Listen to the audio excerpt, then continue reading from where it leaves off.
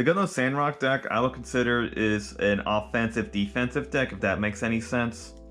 I know that sounds silly, but it's how the cards work together and how they're played.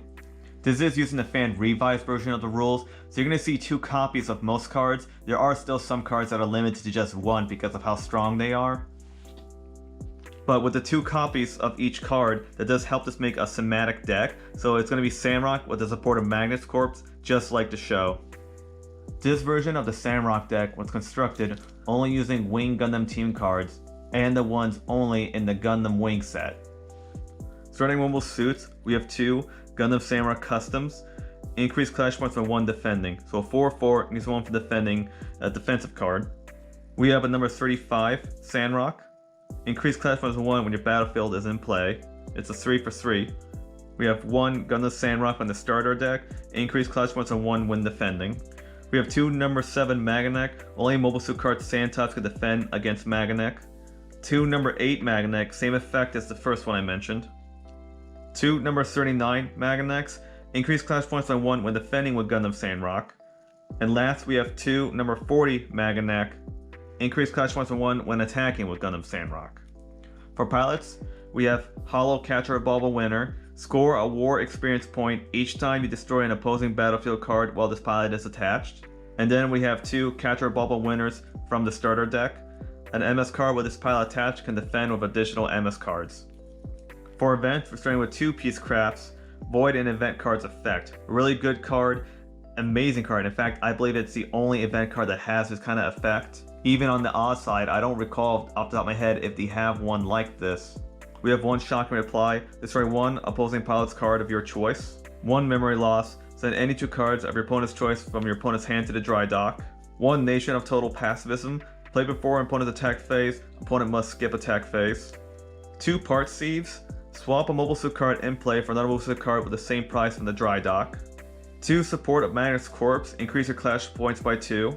2 Covering Fire, increase all defending mobile suit clash points by 1. That's pretty big because it's all, not just individually 1. 2 Mercenaries, increase clash points by 1. And for the battlefield, it's going to be the Winter Villa Basement. Only mobile suit type sand cards can defend against attacking mobile suit type sand cards. Very, very huge for this deck.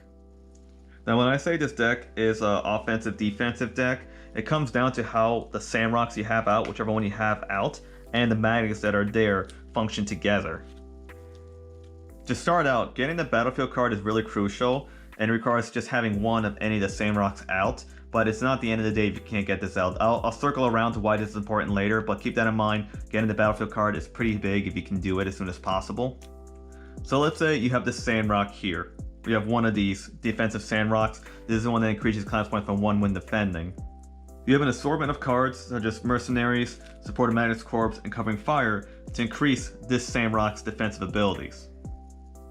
Now, while that Sandrock is defending your supply base, you have these 2 Maganacs, the ones that can attack without being blocked unless the defender has Sand type. These 2 go on the offense, and since you have 2 of each, you potentially have 4 of them on the offense. So that's why it's an offensive-defensive deck.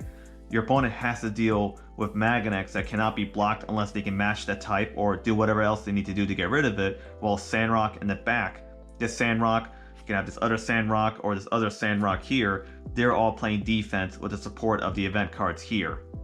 Alternatively, if you need more defense, you do have these other 2 Maganacs that increase your clash points when defending. So they also support the Sandrocks that are on the defense.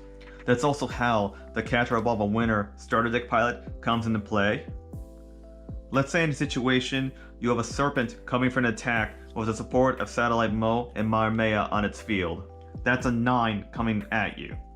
On your side, you have Sandrock and 2 Maganacs, the ones that increase clash points by 1 when defending, and they each have Catra attached to them. This means Serpent comes in as the attacker, this Sandrock is assigned as a defender. Catra allows it to defend with additional mobile suit, so this Maganac joins, and this Catra on this Maganac also joins. So now, comparing clash points after all the boost and math, you have a 3, a 3, and a 5. So the Serpent attacks with a 9, destroys the first Maganac with Sandrock, meaning it has 6 clash points left, destroys the last Sandrock with Maganac, meaning it has 3 clash points left, and the Sandrock here has a mighty 5, destroying the Serpent. That's an example of how to utilize the defensive Maganacs with the Pilot Catcher above a winner card. So let's say you want to go on the offense instead. So you have this Sandrock, which increases clash points to 1 when a battlefield card is in play. So it doesn't matter if you're attacking or defending, as long as your battlefield card is out, this Sandrock gets an additional attack.